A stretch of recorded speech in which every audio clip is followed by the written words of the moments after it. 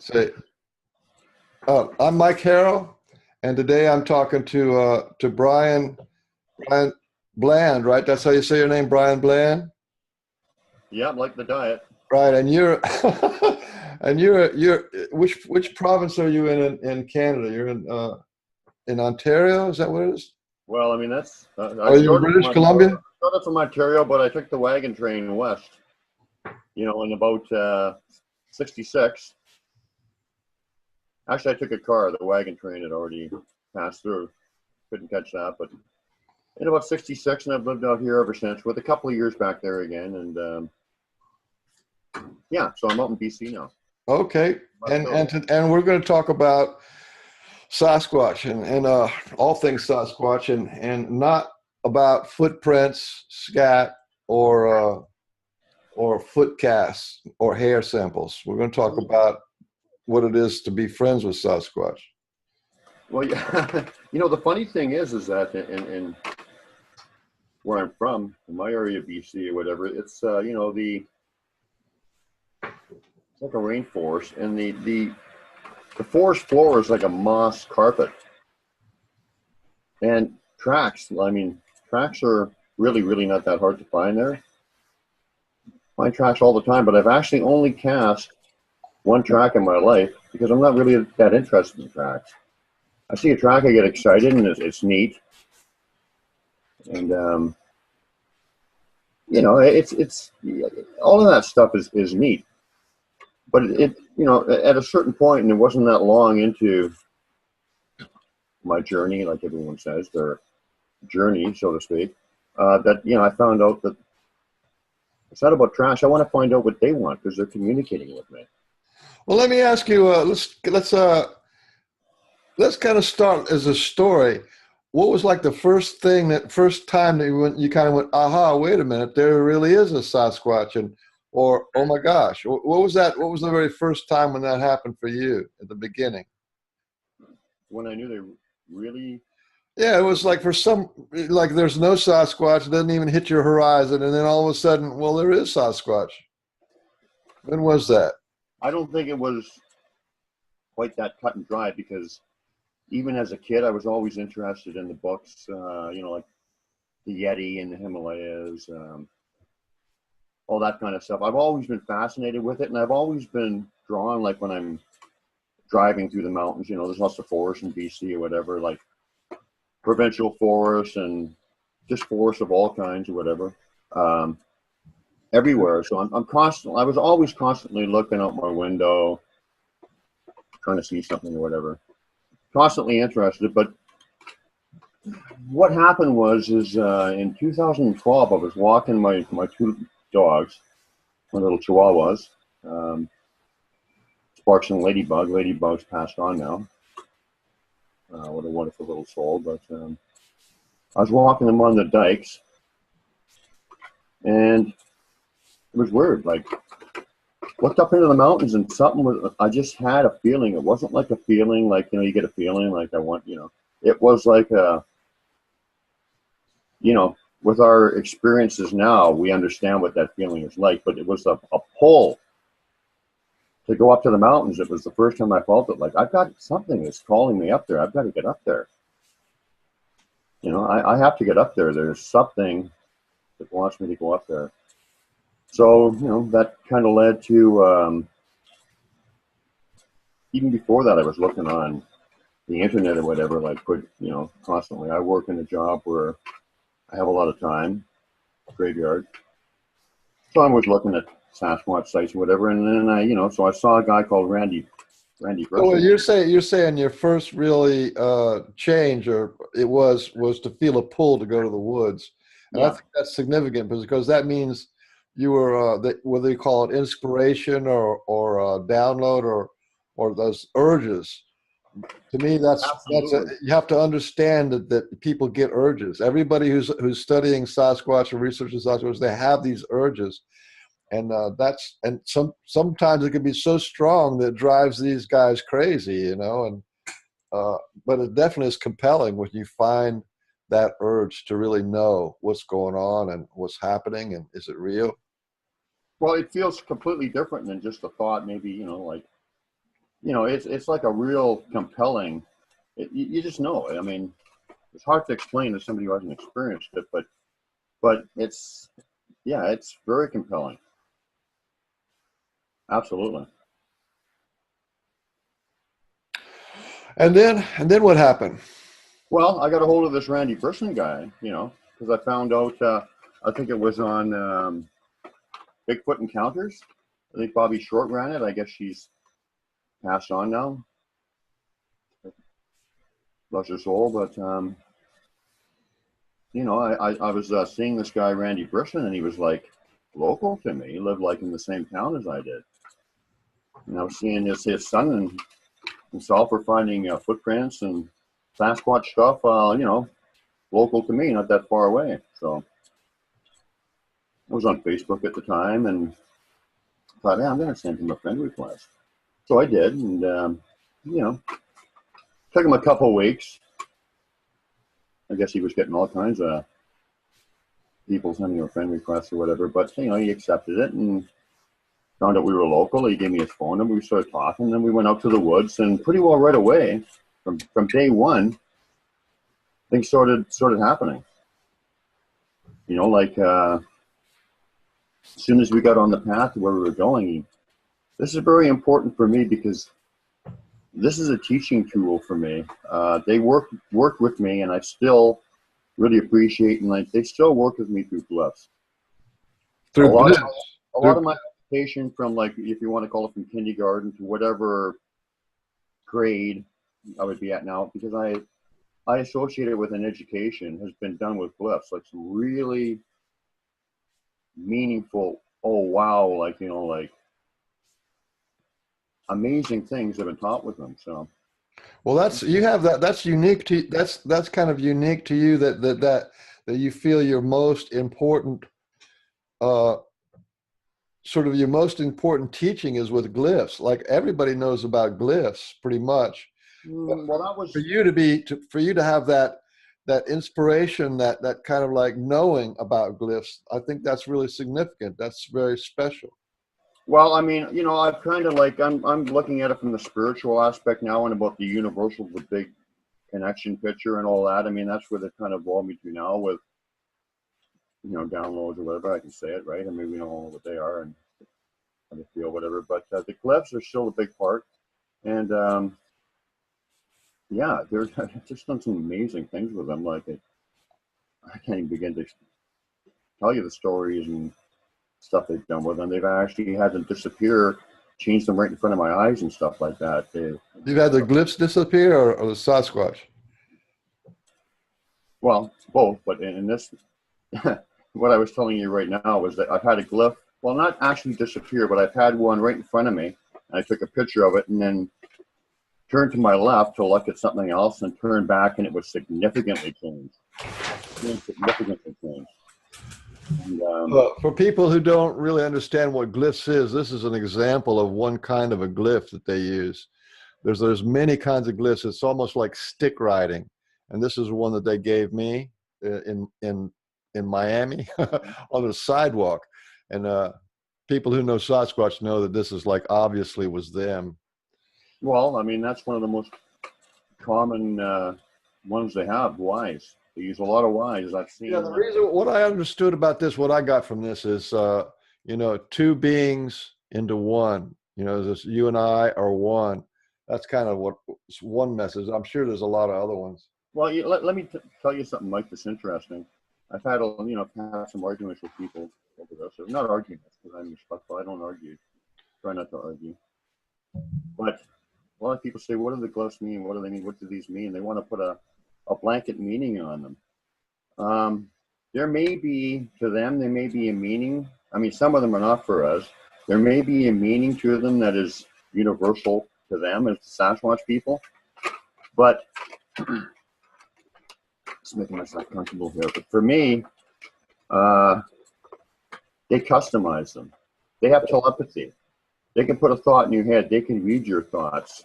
I know the names of 3 or 4 of the clan members, and I associate some of the symbols that are called glyphs, like the A's, the H's, 4s, P's, whatever, with clan members. The X's. Yeah.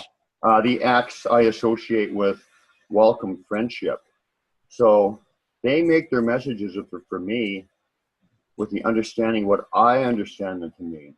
It's telepathic and whatever. I can look at one and I'll instantly know what it means. And it can be complicated and a bunch of like your names all interwoven together with a common theme or whatever, because they have customized it to my understanding. Well, this is kind of deep woo, but it's the real deal. Is they communicate primarily through these psychic imprints and psychic communications and telepathy or downloads or inspirations. So you would see either a stick figure or some kind of structure, and if you're sensitive to them, you will know what that means, what their feeling is. Well, yeah, and I mean it's not, yeah, and it's also, if you want to look at it just on a 3D way of thinking, it's also just repetitive by seeing them all the time. It's like it's the rational 3D kind of thing of repetition of seeing the same symbols, but most of it is like you said, it's telepathic, and it's just exactly what you said. Yeah. Well, we're already in the deep end of the pool here. This is for sure Sasquatch are physical beings. There's no question about that. But that's not the majority of what they are. They are spiritual and powerful interdimensional beings. And as far as the glyph goes, and I want to talk about more than just that, but you see the same symbols and whatever. But I haven't only seen them in BC. I've seen them in, like when I travel to Washington State or to Oregon, primarily are the 2 places I go to. When I visit my girlfriend in Oregon, where I am now, or in Washington State, I've gone to a few little outdoor gatherings and stuff like that. They're constantly doing the glyphs there, and they're moving them around and playing games with me with them, and because they know I understand them. So that's what they do with me, right? So if anybody thinks Sasquatch don't make those glyphs, sorry, don't even consider it, because they do. I'm just not looking at a couple things, a couple sticks on the ground that got blown around by wind. It's more than, it's a fact to me, put it that way. Well, one of the things I want to, maybe you can help out with is one of the things that I think is an overall theme with Sasquatch. And that is that they don't want to do face-to-face teaching or communication with people. They would rather try to work with bringing out people's psychic abilities, their intuition, and their awareness. And they would like to work on that level and not words and, taking photographs and stuff. So in a way, they're teaching all the humans they interact with how to be intuitive, or how to be in their heart, or how to wait for the clarity on what's going on. So they're actually most comfortable teaching on that interdimensional invisible level. Is that the way you see it? Absolutely. I mean, I've seen them like 3 times in the physical, but by the time, I'm just going to pick up my dog here because he's doing his little whining routine. So he's a little lap dog. There he is. Say hello. Hey, doggy. Is it cute? Yeah, we'll get him out of the picture now. This is Sparky. Sparky. A lot of guys know Sparky, don't you? Anyway, where were we? I got talking about my dog. I forgot where we were. We were just saying that Sasquatch is most comfortable being invisible and interdimensional and intuitive, and working on those levels, so that whenever they communicate, it's on that level and not on and then even the stick glyphs, they change them around, so you have to wonder and question and seek answers and stuff, and then it comes to you. Well, it was like just on that level of the stick glyphs or whatever. It was like kindergarten, grade 1, grade 2. You know how the spelling and everything gets a little more complicated. The glyphs were getting more complicated. My understanding of them was getting more complicated. The way they were tying things together was getting on a different educational scale. You know, so yeah, absolutely. And you know, now, I mean, I don't see them a whole lot. I have seen them, but exactly like you said, they teach me. Now they get me answered with energy. With it, they communicate me with energy. When Oh, really? What's that? What? What? Give an example of that. Give me an example of that. Well, if I'm talking to somebody that they want me to be talking with, they'll listen in. They like that because they like you talking about them if it's sharing what they want you to talk about. And I'll get a loving, like I'm getting it right now, it's coming on, a loving, warm, loving energy. And that's how I know if what I'm saying is right or wrong, because when I say something right, they'll intensify that energy. Like, yeah, that's right. You know, that's profound. Like I said, they like to work with the core of a human being, their heart, their energy, their inspiration. That's what's the real magic of Sasquatch is. It's really. It's not about the length of their stride, or you know, or how big they are. I mean, I'm interested in where they live and their diet. I'm interested in all that stuff. But the real connection of Sasquatch is on a spiritual and on a learning level. They're helping us to raise our vibrations. Absolutely. And guess what? Boy, did I get a tingly warm. Well, when you just said that? They like that. That's exactly what they're doing. They're raising our vibrations. That's funny. Yeah. I know it sounds, that's how they communicate with me, you know, like they give me complete, like some people get the mind speak or whatever, and I have had some mind speak. I have had it. First time I had it, I was arguing with it. Like I thought it was me at first. Wait a minute. No, wait a minute. And then it started getting a little angry with me, and I said, well, wait, I want to do what I want to do, then I'll go back.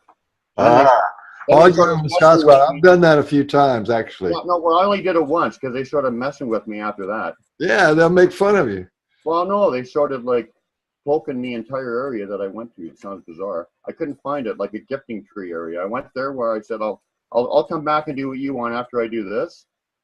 Like I went up and down the path or place that I've been to like 20, 30 times, like impossible to miss. And I swear it wasn't there. Like, like, I don't know. They just hid it from you. That's funny. And I've done that too, where I've got a real clear feeling that they want me to make a video or do something. And I go, well, wait a minute, I got other things I'm supposed to do, blah, blah, blah. And I'd argue with them, right?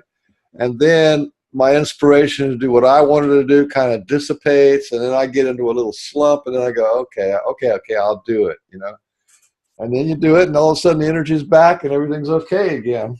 You know, but I've never had a bad experience, even with the energy or whatever. I mean, it's always because the first day I went in there, that was kind of my nature. Like I think like there's people, well, whatever. I won't get into that. We can get into that later. But I went in there with a respectful attitude right off the bat, and I kind of had I just kind of knew that I'm not going to go into their home and treat them like they're some kind of zoo animals, and I'm going to be trying to trick them and doing all that kind of stuff. I'm going to go in there and say, hi, I'm Brian.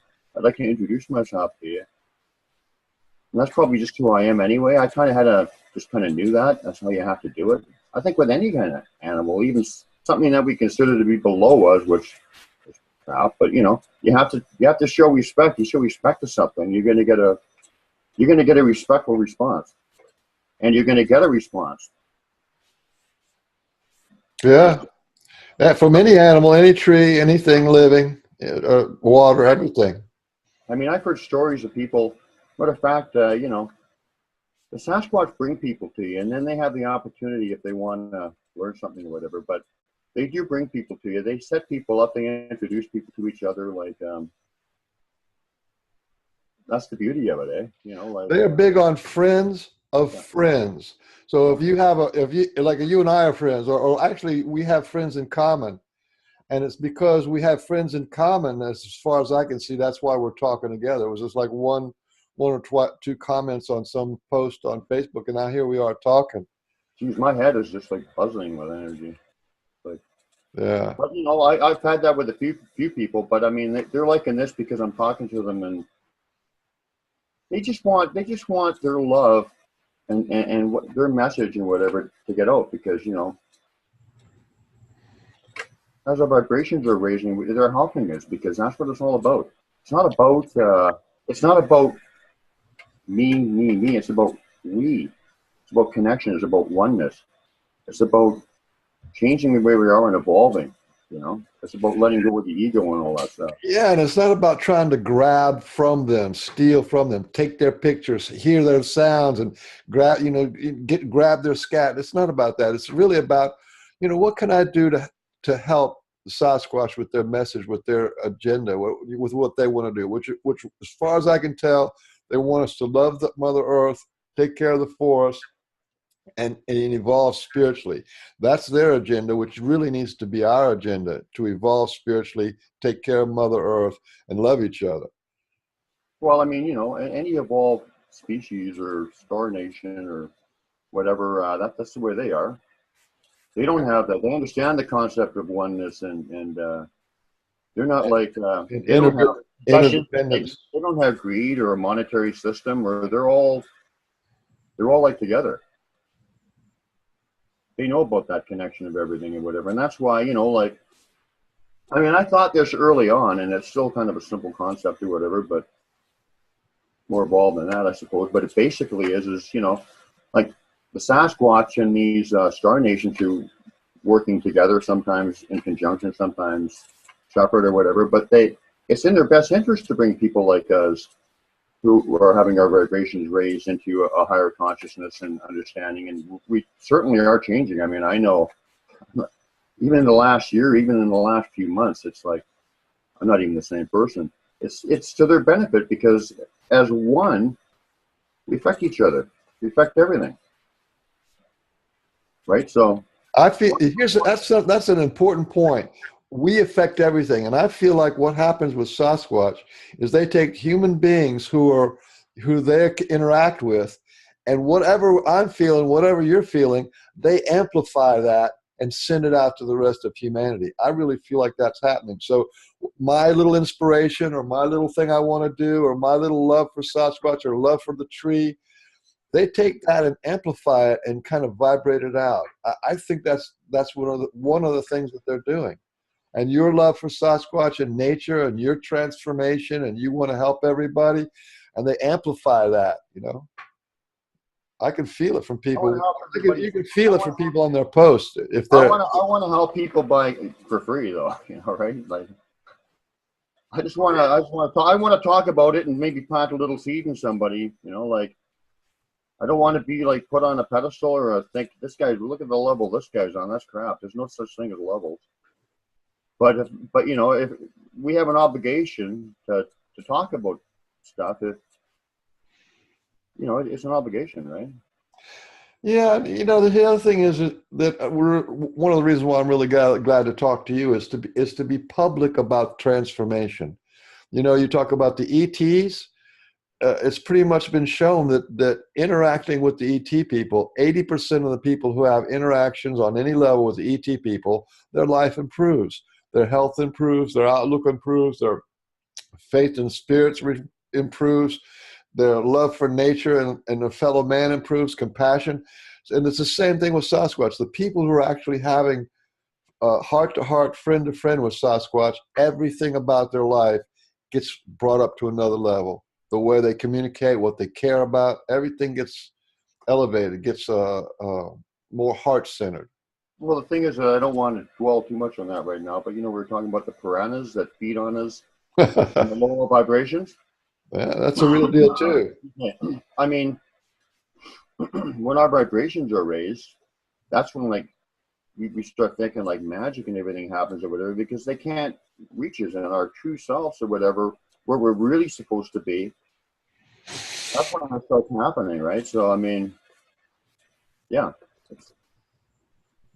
that's what's happening to some of us, right? And the Sasquatch and the or whoever the messenger or the helper is, are assisting us, at this time. And it seems like it seems like a lot of people are experiencing it, and they're all experiencing the same kind of message. Even people, or even if it's not the Sasquatch, whoever it is, Yeah. right? Yeah, because there's people who are contacting, what do you call it? Spirit guides, people who are contacting angel type people, people who are contacting ascended masters.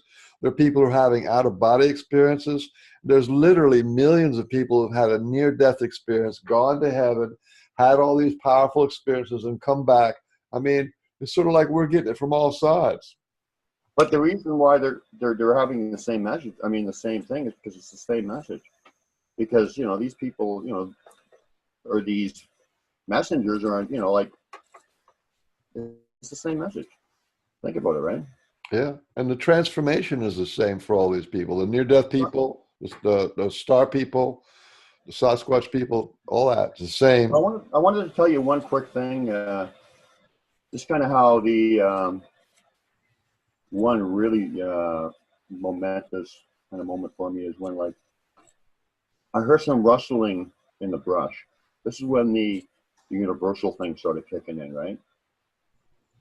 I guess this was a couple of years into it or something, or maybe not even that long.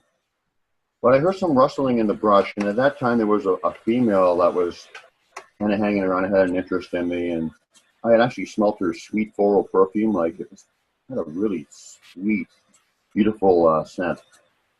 And I heard the rustling of the brush, and I thought it was her, and all of a sudden it felt like I called it a love zap. Is how I first described it. It was like just on me, like all of a sudden, oh my God, it was like, just after I heard the rustle, it was like this universal love. Oh my God, oh my God, oh my God. I kept saying that for like about a half an hour. That's all I could say. And I was like, but the thing was, is I said, this is what it's all about.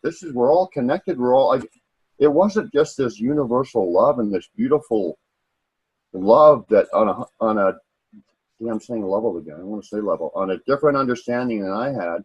There was a bunch of knowledge with it. It was like the first time I really consciously thought there was a download in it too. Like, I knew we were all connected. I knew all this. Whoa, yeah. And then, That's that everything is love business. yeah, That means everything. And then, and then I had that incident with the conference and the glyph where they showed me that it's just an education, ongoing education. On the deepest level. Yeah. And they're loving beings. I mean, my girlfriend and I, they've left us little, this is in a real isolated area, about 7 miles or 6 or 7 miles into the bush. And like, it rains up there all the time. And there's little sandy areas by the rivers and stuff, right? We camp up there and they're always doing loving stuff. So it rains there all the time. There's nobody up there. You never see anybody where we were. And plus, if you're drawing something in the sand, it's going to go away like within a few hours or 24 hours or something, right? Just, take a leap of faith, and there was nobody up there, say. Anyway, we had been there the year before, and they were doing little glyphs outside our tent, whatever. And also, the first time I had noticed, they had taken a finger and done some etching that was part of the glyph along with the steps. So the next year we went up there, and we were heading to the same place where we had been the year before. And in the sand, these little sandy areas of little rocky places and little sandy areas leading up to where we were going, exactly to where we were going, we saw like 6 or 7 sets of SB in the sand, like for Susan and Brian. Wow. Yeah, no hearts, no arrows, no loves, Mike, there's nobody up there. And then we saw a little. The SB was there before you got there. Yeah, led us exactly to where we had been the year before, the exact spot. And then there was a little rock stack right there and whatever too. And then to top it off, we had been picking berries that day. We made maybe the most amazing pancake breakfast out in the bush of two different types of wild berries. I think we had some kind of wild blueberry in the mix, pancake mix. Then we had like salmon berries on top. And we were picking the berries and laughing and whatever, and they're always watching and whatever. Like, that's how they make those SPs. I mean, they just do loving stuff that just makes your heart feel so good. So we were picking the berries and laughing and going around and whatever. And as we were heading back to the trail after we saw the SPs etched in the sand or whatever, and this is quite a, only a fool would do this, and, we're foolish enough to do it. But, because it was quite treacherous getting back to the trail, probably 200 or 300 yards and going under gullies and just, barbs and stuff. But as we're going in there, about 100 yards, a couple of 100 yards in and maybe 100 yards to where we were actually going to the other side of the trail, there was a little opening. And Sue said, it looked like somebody had laid down there or something. And right in the middle of where it looked like they had laid down was a single salmonberry placed right in the middle there, and there were no salmonberry bushes anywhere around it. There were salmonberry bushes in the area, but none where it could have fallen to. It obviously, and it was pristine. It had been placed right there, and that was, to me, that was, we were, we're watching you or whatever. We were watching you, but not to scare us. Never scare you, or not with me. Just with love. Like, we're with you. We're watching out for you. We love you, kind of thing, right? And they liked that you were laughing with the salmonberry. Well, yeah, they love laughter. They love positive, good emotions. Like when I first went in there, I was singing, and I done some singing and stuff in my time. I was just singing and just being myself and being kind of crazy and goofy and off the wall like I usually am. And they already knew what my heart was like anyway, because they had called me up there. But they liked it, right? They like that kind of stuff for sure. You have to understand, if they're calling you up there or whatever is calling you up there, is before you get there, they're already aware of what they're going to do with you and what their plans are, obviously. Yeah, from the night before sometimes. About faith, is it? Actually, I've quite enjoyed this. I feel pretty comfortable. I love talking about the Sasquatch people. I have had mind speak, I suppose, or a thought. I mean, I don't know if it's, I guess mind speak can come in a few different ways. But I mean, I've had a few times where I get a lot of my big download ideas, like I'm traveling, and I'd say, I got to write this out, I got to write that out. And I have written a few little short things, and I got to do more. But when I'm driving or whatever, I get those ideas and whatever, right? Yeah, that looks a lot better. Yeah. Well, I have had mind speak one time and only one word, but with that was enough. I don't need any more proof than that. All they said was brother, and I understood that's how it was, and I took that as absolutely real. So if I get mind speak later on, and that's okay. But I mean, I don't need to see them. I don't ever go to the woods. It's all about the feeling for me, and as long as I feel them, I'm happy.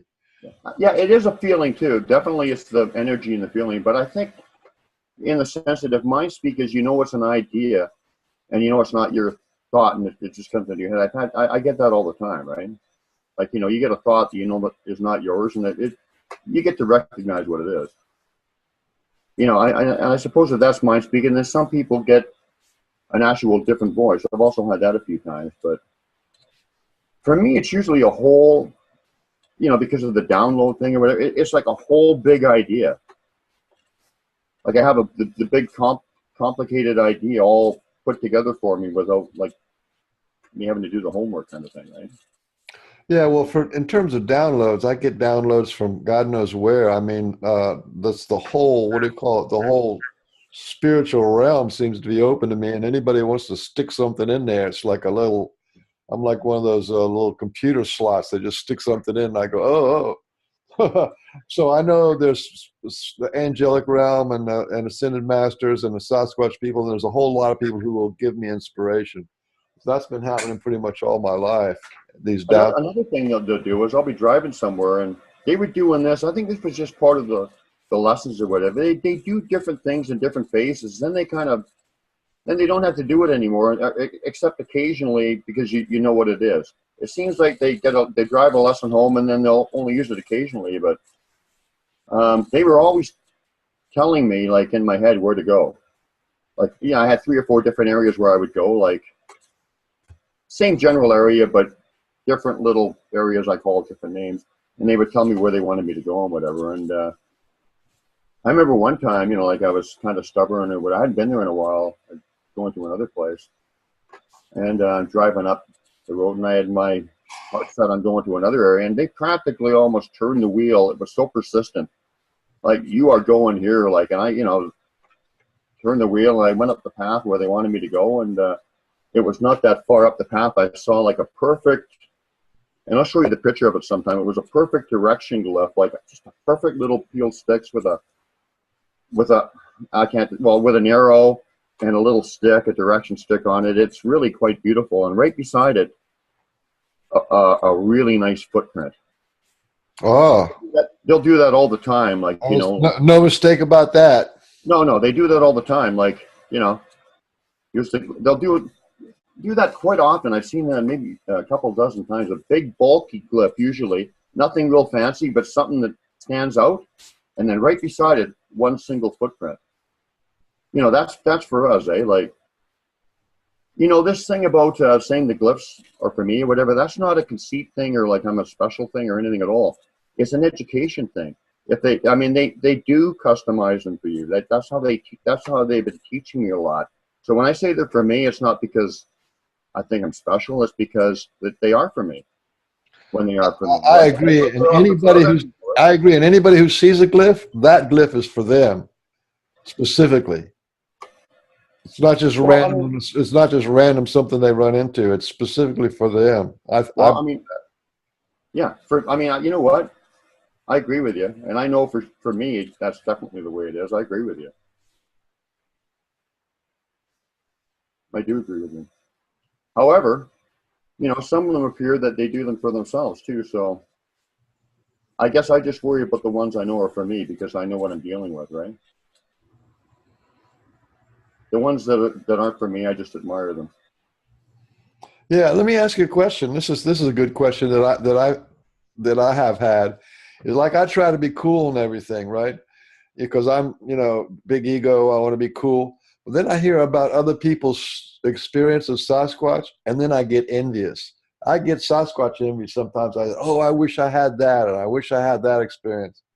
And then it passes, and I realize that, I'm having some pretty nice experiences already. So you ever get that envy of somebody else who's, they're seeing them or something's happening? And I had it more early on. Because, like, why haven't I seen them, or why, I got more experience than that guy. Why didn't I, everybody gets that. But you know what? I actually especially in the last year, 6 months, even a couple months, it's getting less and less and less. I realize that they're showing us all exactly in the best way that they can. And you know what? And the love that they have given me and they've shown me, whatever, I couldn't be envious of anybody else's. I'm really content where I am, and I think everybody really should be, because that's where they want them to be, and that's where they're the ones in charge as far as the teaching or whatever. Let them tell you when you're ready. Don't worry about it so much. And envy is also a negative emotion. Well, you said this, they're the ones in charge. I wanted to, whenever you say these things, I want to highlight it. A lot of people have a lot of ideas about Sasquatch, but in my opinion, from what I've seen, is they're in charge almost 100% of everything that goes on around Sasquatch. With all the people who've seen them, they're the ones in charge. It's their game, and we're just lucky to play it. Well, yeah, that's absolutely true. But you know what? They're so loving and whatever that I'm quite content with that, because they're the teachers, they're the masters, and they're the ones with the wisdom to share with us. So I'm quite, we should be happy with that and blessed. Yeah, I don't, I'm not trying to ever take charge out there. I'm out there like a little kid discovering stuff like magic and learning, and every day is like more blessed than the next, So Yeah, being in charge is another one of those things I guess we have to let go of, right? Absolutely. I mean, we think we're like the, think we're the owners of the planet and the smartest beings, but and most people's dogs are smarter than they are. I mean, most people's dogs. I remember as a kid, that's one thing that just made me cringe.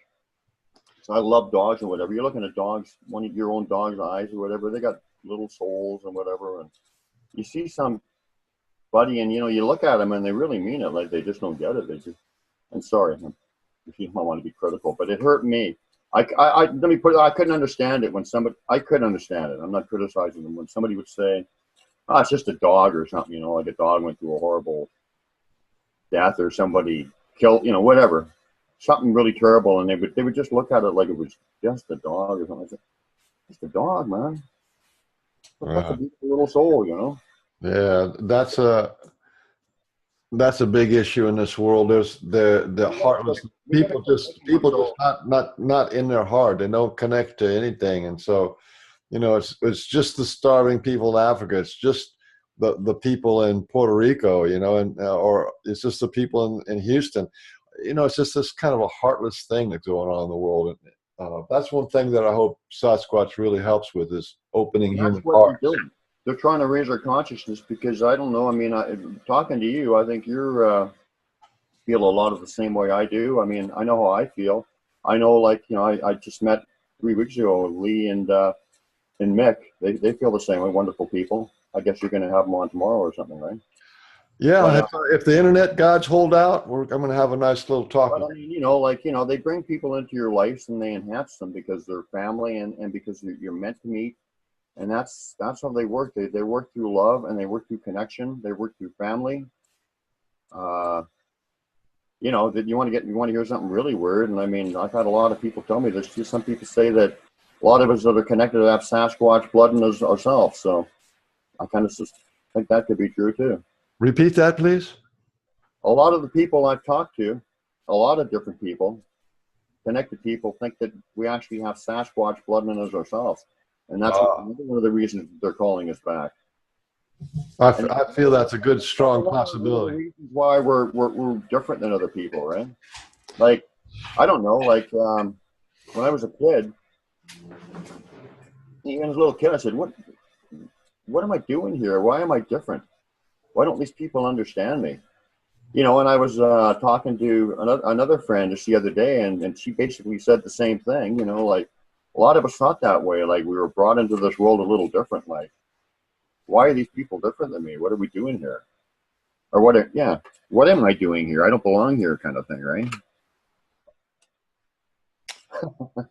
Yeah, look, all those things are possibilities because you have to be inclusive. You can't say it's only this or it's only that or it's only this and that. You have to kind of be inclusive of everything. So yes, we're connected to all animals. We're connected to all beings, and we're connected to the Sasquatch. Those things are in us, and we're in them. That's kind of what the All One is all about. Is there's a connection to everything.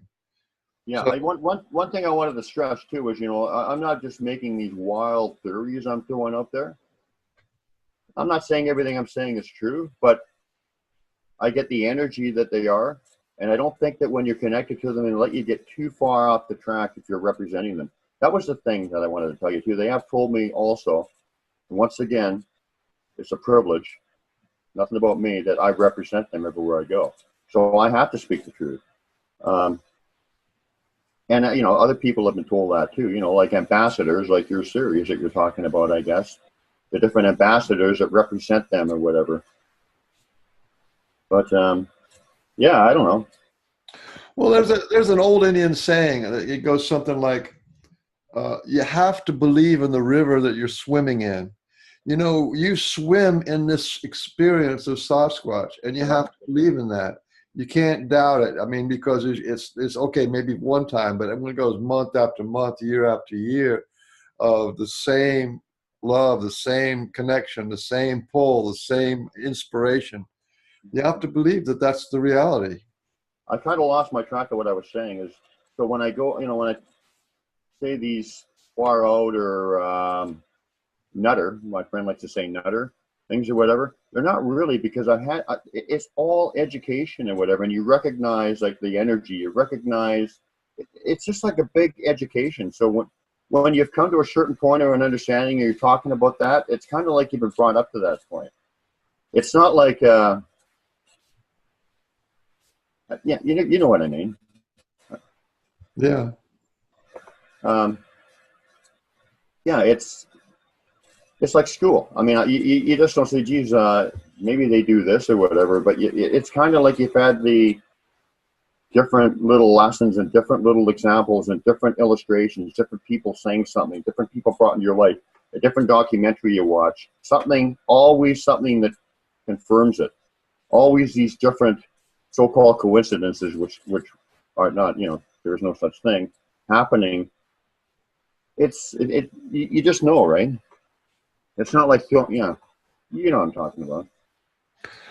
Well, this thing here, what's happening with Sasquatch is kind of historic. I was thinking about this today.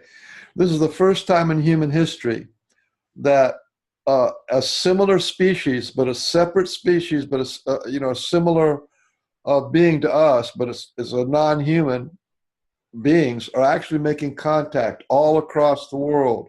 Yeah. Because I'm supposed to be talking to a guy from the UK in Europe. It's all around the world that these beings, the Sasquatch people, are reaching out to those people that they can and are contacting and teaching. To me, this is historic. This is as historic as the ET people flying over your head. Well, that never happened before. It's the same thing. They're trying to raise our consciousness for our own good and for the good of everybody, everything. It's you can go out there and run around in the bush looking for Sasquatch, and that's fine, and I'm not criticizing it, but to me, it's about a spiritual journey, whatever. And that did sound like I was criticizing. I apologize for that. For me, it's about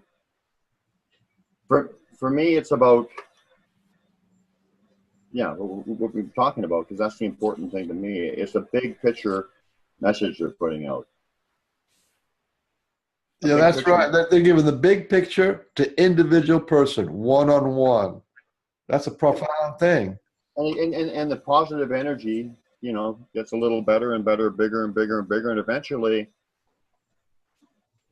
the dark energy or the negative energy, the lower vibrational energies, are not going to be able to hang around anymore, and we're all going to come into a different consciousness or whatever at some point. I guess is what the goal is.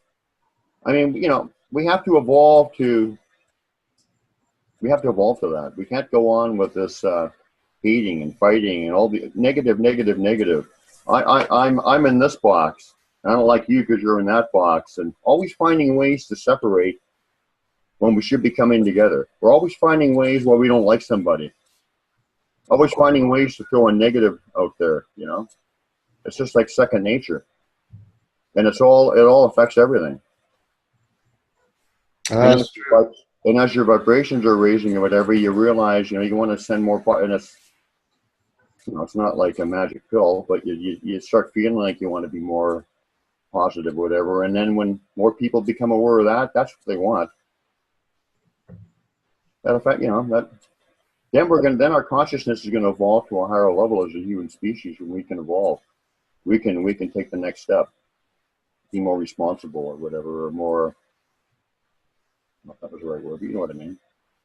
Well, I think what they call the lower lords, the lower entities, and those people in power, they really don't have a defense against what Sasquatch is doing or what the ET people are doing.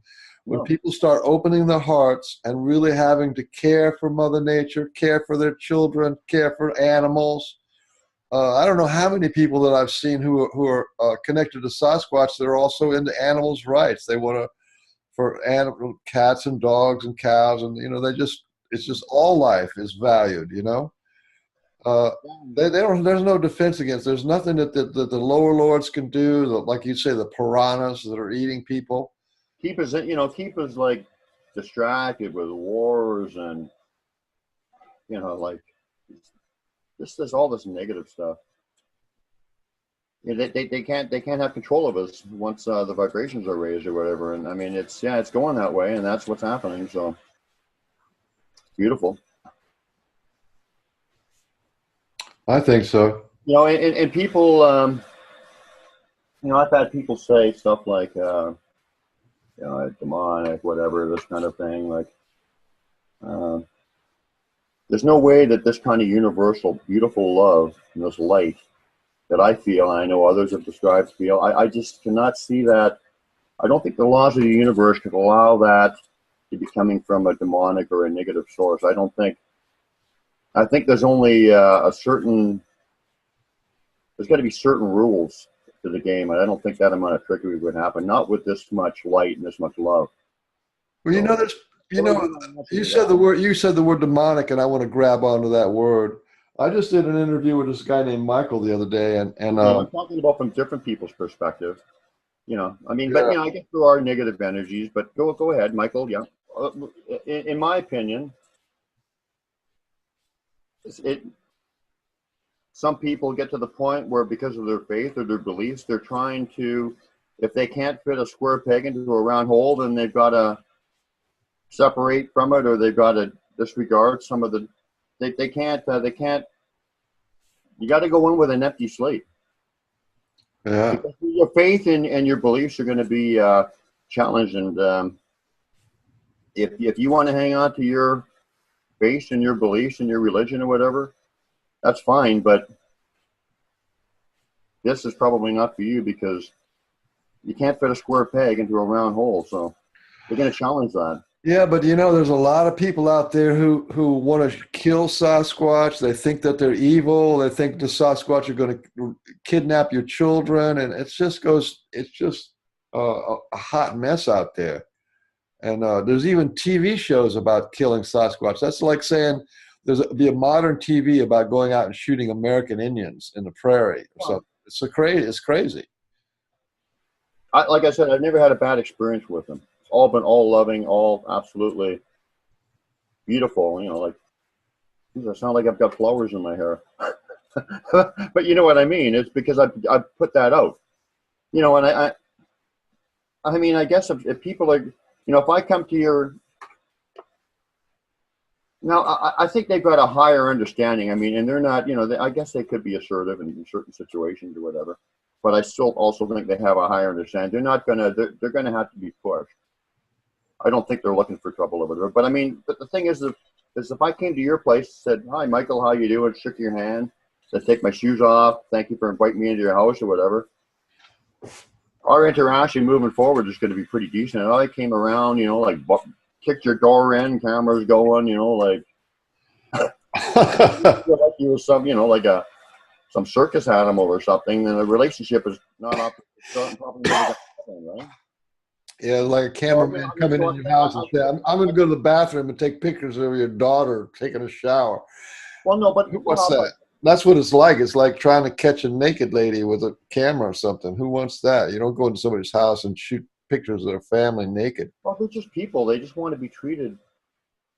They don't want to be monsterized, like the Bride of Frankenstein, or or something like that. They want to be. They want to be thought of as people and as something that doesn't have to be thought of as. The misconceptions of them as monsters or whatever is what I'm trying to say. They don't want to be thought of that. They want to be humanized, or at least they want to be treated with respect, and they don't want to be. They want to be able to approach people in a way that's in a different way than when most people are approaching them now.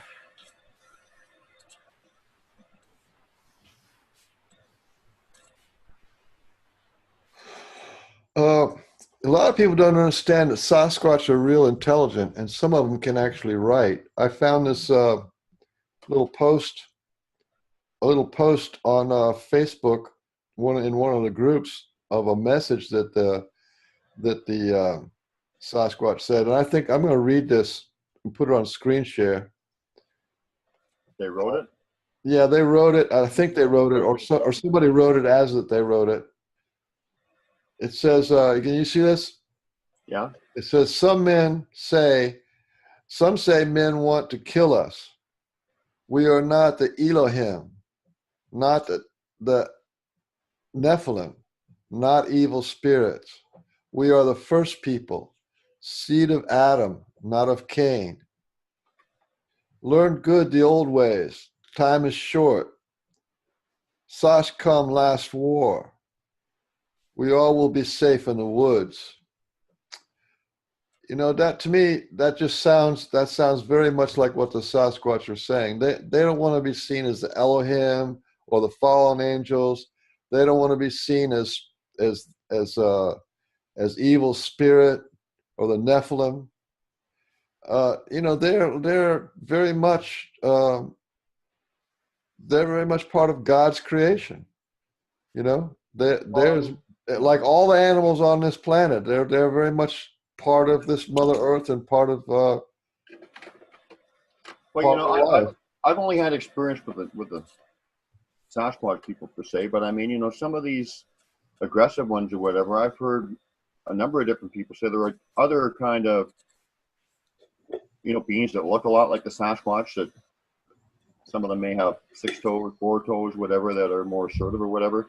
Some of those reports could be with them, and I'm not talking from experience. I'm talking from what other people have told me.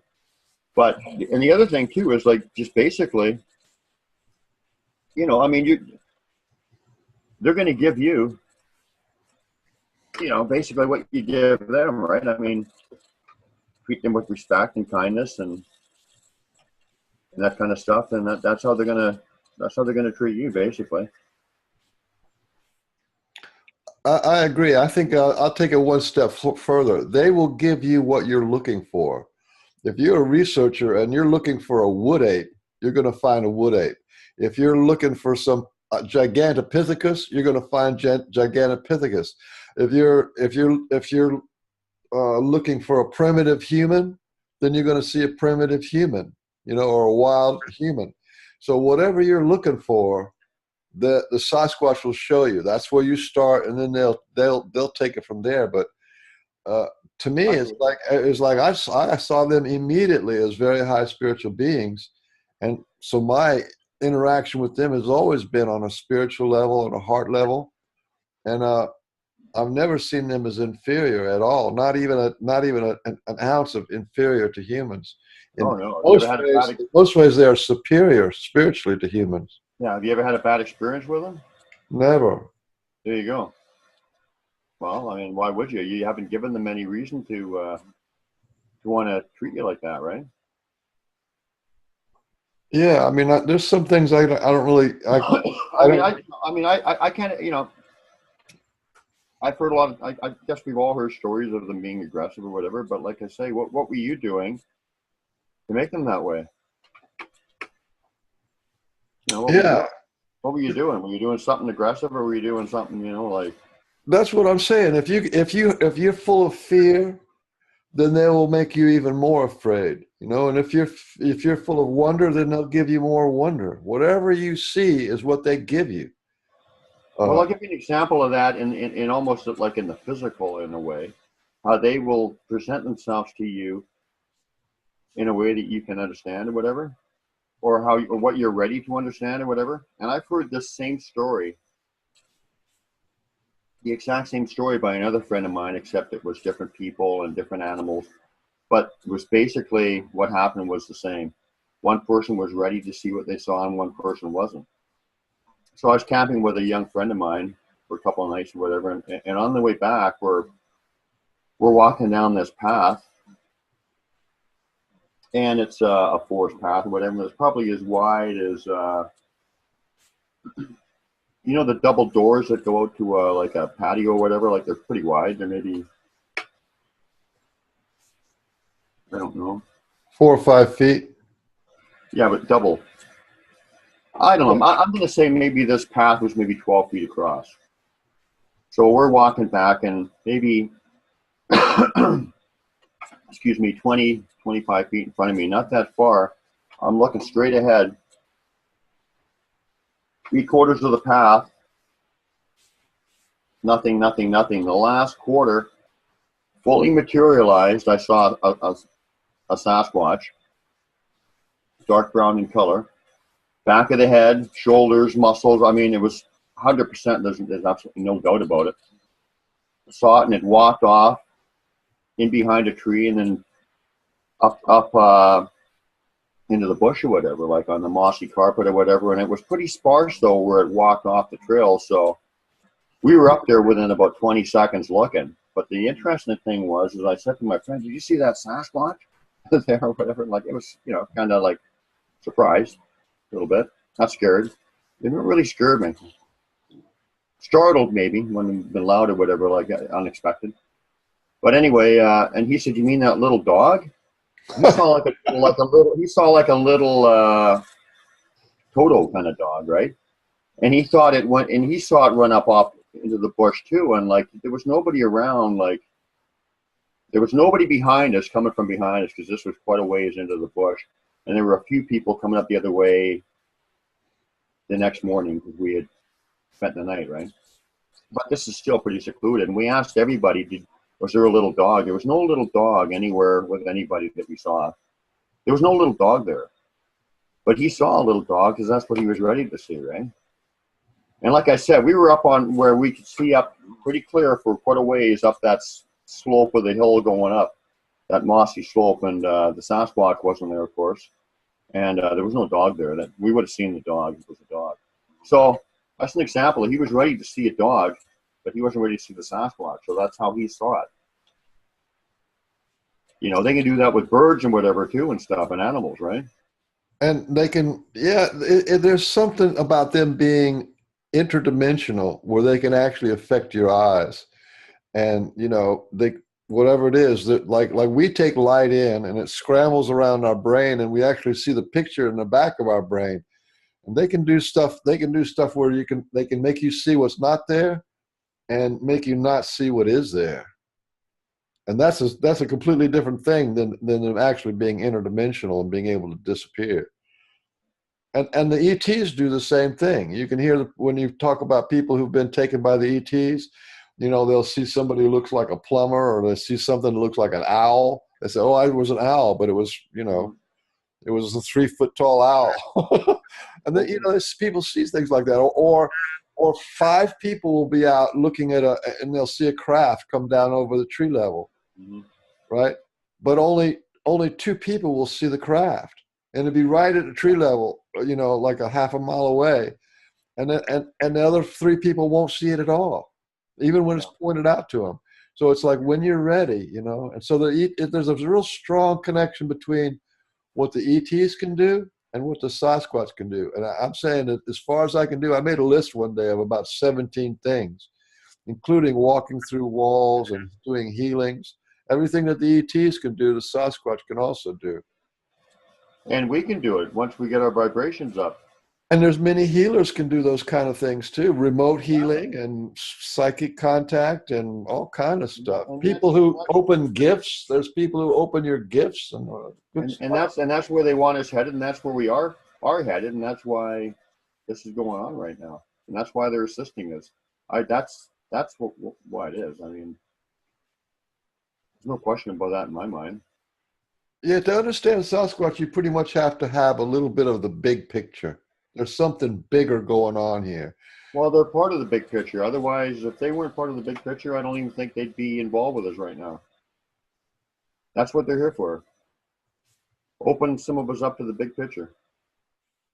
Which has to do with love. It actually has to do with being heart-centered. Of course. Absolutely. No question about it. That's the strongest power in the universe. That's a big issue for me because you felt that. You felt the universal energy, right? You felt that?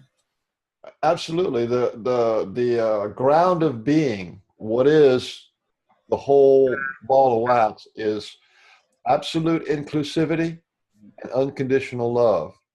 Well, I mean, if you that's the whole ball of wax right there. If you felt that love, where I've actually been driving into the forest or whatever, like they've given it to me strong, whatever, or just like another context, wherever it's coming from, where it's just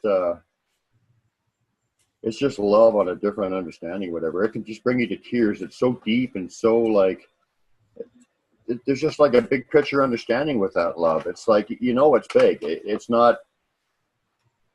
It's beyond us. It's like Oh, yeah.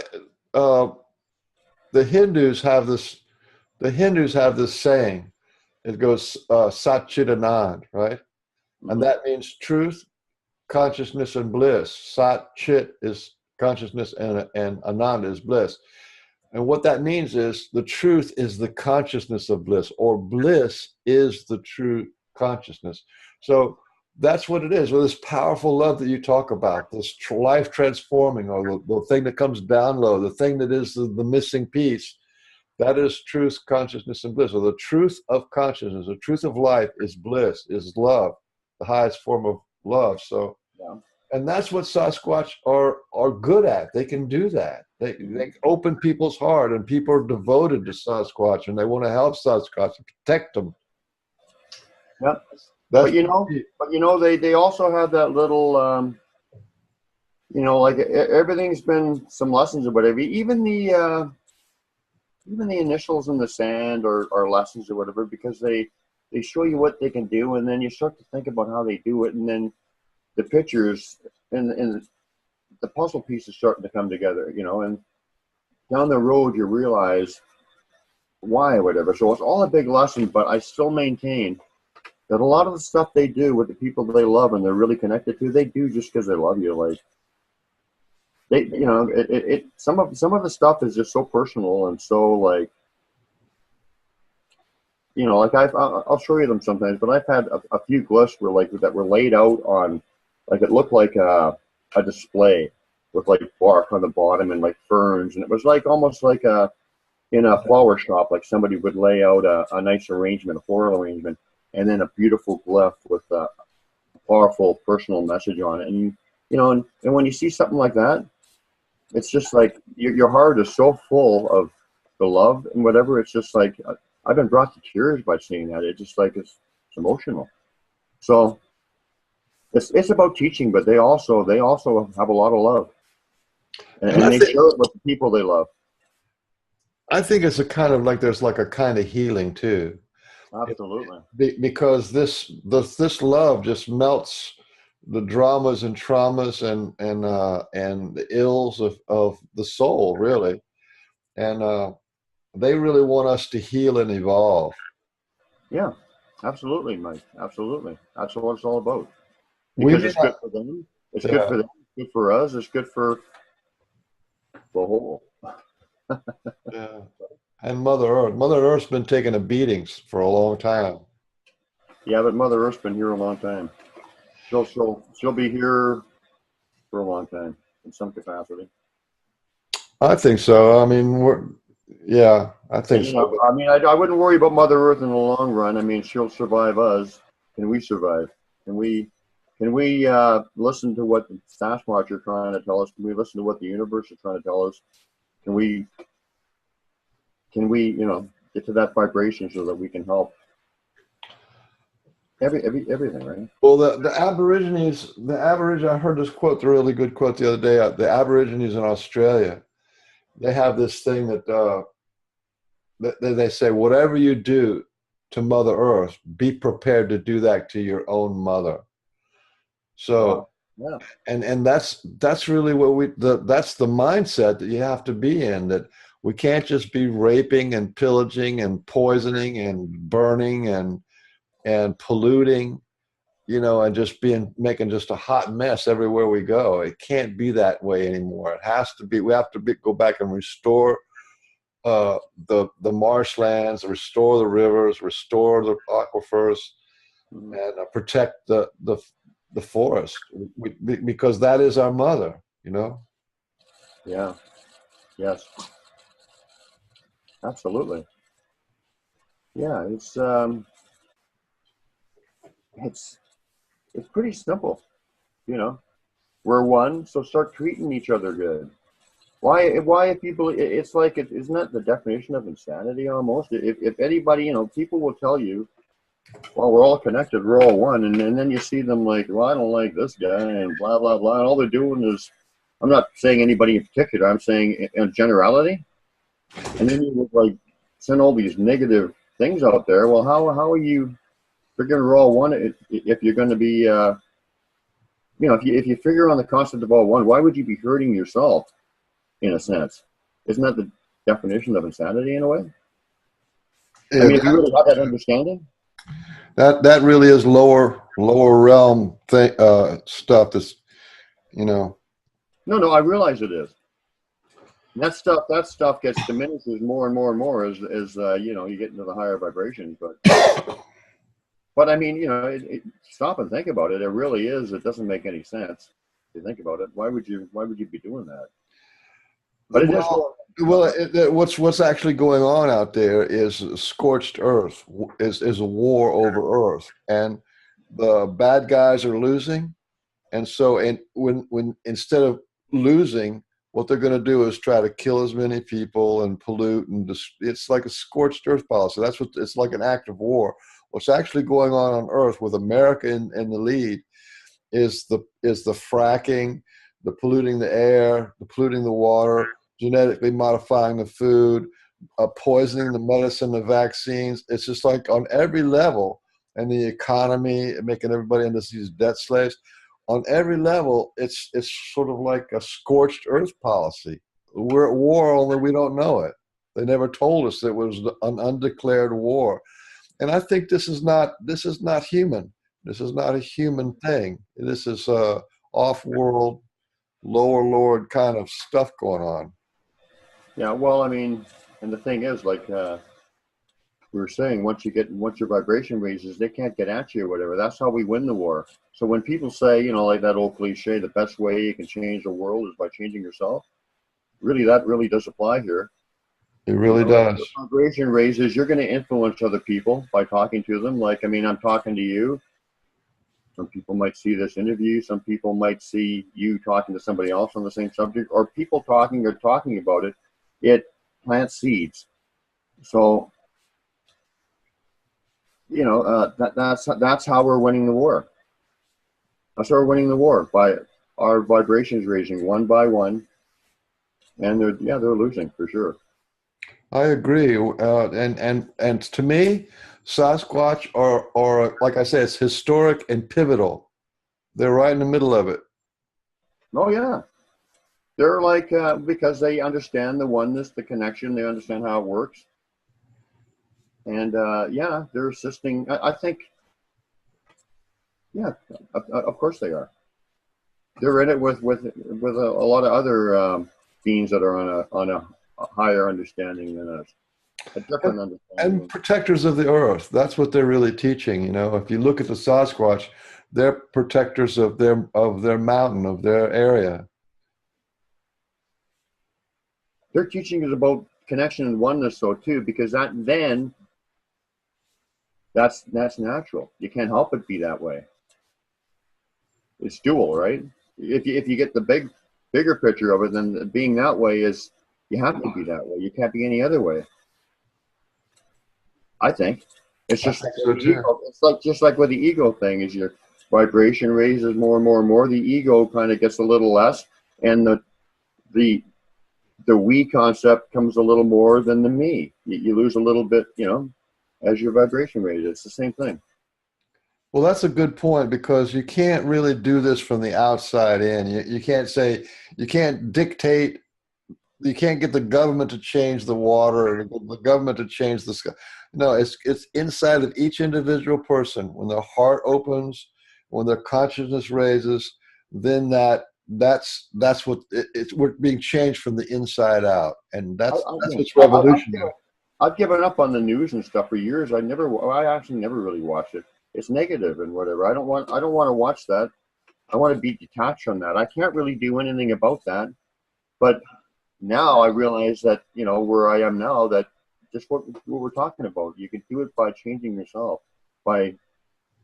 It's a vibrational thing. It's getting away from those lower vibrations of the piranhas, as I said, or whatever, that's how you win the war or whatever. So I just, I never watch the news or whatever, and I never bought into that stuff. It's I don't know why. Maybe because even before 2012, when this all kind of consciously happened, I guess, like I said, I think you come into the world, some people with a different understanding or whatever, or there's something that they're supposed to do, and maybe they don't understand it consciously, but there's something nagging and whatever, and then, you know, something nagging at them and subconsciously, and then the universal consciousness knows all about it, so whatever. So then when it happens, then it kind of goes or whatever. But Well, so kind of rambling. I agree. You're not going to understand Sasquatch or reality without understanding the all one and the no space, how everything's connected in the all one, and that there's no space between anything. You know, when there's heart there, then you're connected by your heart. There's everything's connected. You're not going to really understand it if you're still thinking of separation and isolation. Yeah, have you ever tried sending out like I did this with? I think I can't remember if it was with the universe. I sent it out. This was kind of early on when I was trying to send energy out and whatever, or if I did it with my girlfriend Sue, whatever. But you know that boomerang effect of you send positive energy out and you get it back like tenfold. When I was really concentrating and working on that, it really did feel like that.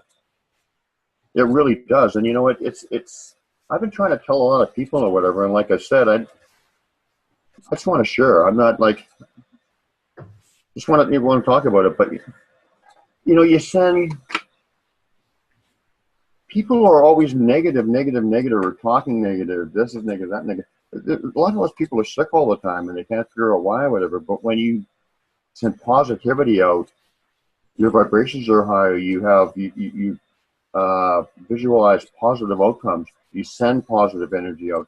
Those people, you notice, these are ridiculously happy sometimes.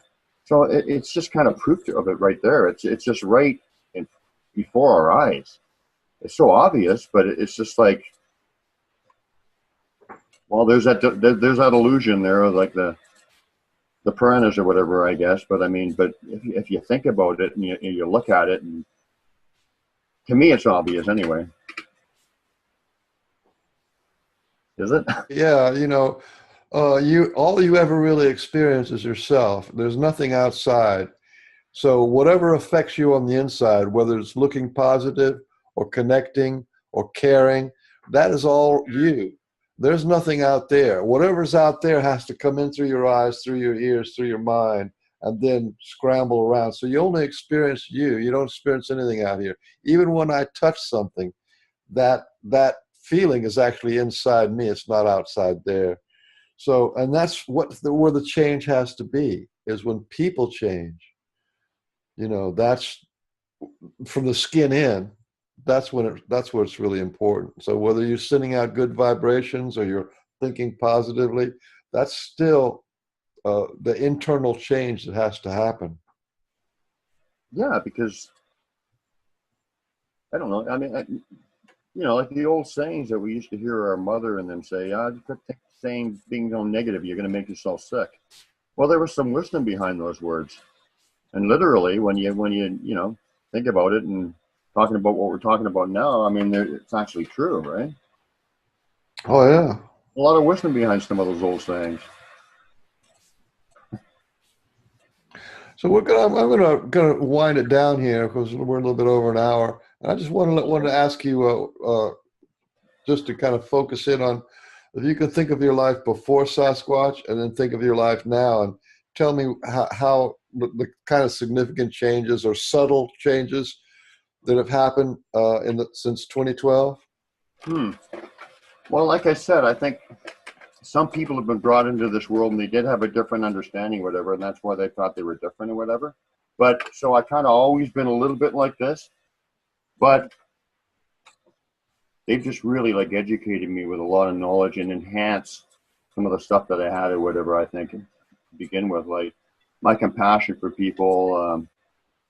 Not perfect by any means, but I try to be positive, and I try to share what they're telling me with people. And I I'm more happy and more content because I know the big picture now. I know how things work, so I'm not that worried about dying or whatever. I'm not that, you know, I see a drop in a bucket of a big universe or a big picture is our life. It's like you said, letting go of your story, that kind of thing. It's just a bigger understanding. It's a bigger love.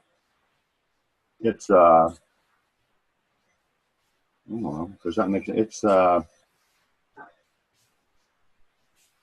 yeah, it's a bigger understanding and it's a bigger love and it's sorry, Mike, I'm kind of lost for what's happening. Well, that's pretty profound. You said, you know, that's really it in a nutshell. The big picture is love, and the thing is that you're part of it. We're part of it. We're part of the love. We're part of the big picture, and then you can feel that. That's a big change from being an isolated, just regular workaday person to being part of a big picture and part of the big love that's happening. Sometimes I'll just be, you know, like you just go into sort of like that. I don't know what you would call it, but you just feel the connection of everything. You just get that. I just feel everything kind of like you just feel like you just sense that you feel, you know, like the connection of everything on a different level of it. Oh, I said level. Sorry, I said I would never say that again. On a different understanding. You know what I mean? Though it's you ever felt that, like you're just sitting there and you just feel like I feel everything, like everything connecting. Everything is like going as it should be. It's just perfect. It's hard to explain. Well, that's a pretty good place to stop. You know, feeling connected, feeling the flow of life, and everything's the way it's supposed to be. That's a great transformation. You know, you're not lost anymore. You don't fear death anymore. You feel more compassion. These are profound changes, and Oh, for sure. and that are Sasquatch have a big hand in. They brought that out of the potential of out in you, and they brought that out in me and many people who are having hard connections with Sasquatch are have these kind of life changing things. I think I'm gonna end this recording for now. We have enough information, enough stuff to talk again if you want to. It's all off the cuff too. I didn't, you know, but I thought it was okay. I think it's good. I'm gonna stop it now. I'll talk to you later.